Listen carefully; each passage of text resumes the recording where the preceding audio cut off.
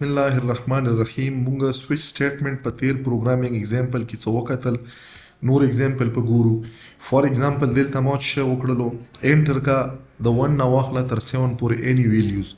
که 1 ته انټر کړل نو موږ سره به ډسپلی شي منډه که 2 ډسپلی انټر کړل نو موږ سره به ټیوزډے دا موږ په چی باندې ګورو په سویچ سټیټمنټ باندې ګورو او که مثال په تور باندې د 8 موږ انټر کړلو نو د ډیفالت شو کومې موږ سره ادروایز سټیټمنټ دی دا به ډسپلی شي موږ سره به راشي چې انویلډ نمبر دا پروګرام به زه رن کم پروګرام رن کېدو نه بعد به زه دلته ویلیو ورکم فار ایگزامپل ما 7 ور کړلو په 7 باندې موږ سره څه شی سنډ انټر مکړلو تاسو کته شو دلته ما سره 7 باندې سنډ کوم کیس ته دا کیس 7 موږ سره ایگزیکیوټ شو رن مکړلو دلته ما 8 ور کړنو دلته به موږ سره ادروایز سټیټمنټ دا برن کیږي رن شولو نو په ادروایز کې موږ کوم ډسپلی لپاره غلي کله میسج لیکل چې انویلډ ډے نمبر نو 8 موږ سره نمبر او ډے نه دي نو دغه وجه نه په دغه باندې چې ورکړو دا میسج ورکړلو یو نیکسټ ایگزامپل لا به موږ لوړ شو په نیکسټ ایگزامپل کې موږ په کریکټر فارم کې A B C D دا چې شي کو دا انټر کوو از ان انپوټ د ګریډ لپاره بیا موږ په سویچ کې دا ګورو چې موږ سره دا د کوم کیس سره میچ خوري ګریډ کې که فار ایگزامپل موږ رن ټایم کې A انټر کړی نو موږ سره به دا چې کوم ډسپلی کوي ایکسلنٹ به ډسپلی کی که B موږ کړی ویری ګډ که C کړی وي انټر کړی وي نو ګډ که D مخ کړی وي نو دا باندې به موږ سره چې شي پاس وي دغه نه علاوه به موږ سره انویلډ ګریډ نمبر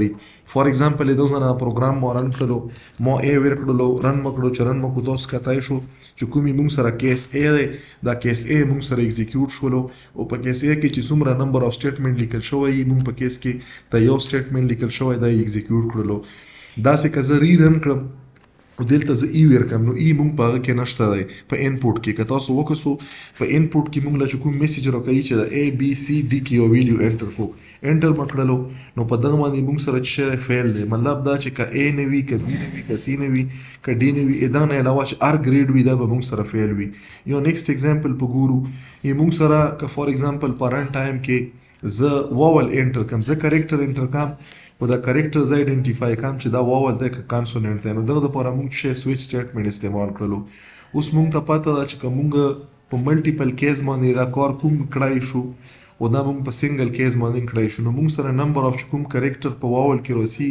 A E I O U نو که دغه کې کوم کریکټر هم موږ انټر کو نو که موږ ملټیپل کیسز په یو کیس کې ورکوو نو موږ دا په څه شي کې لیکو په کرلی بریسز کې لیکو نو په کرلی بریسز کې دننه موږ څه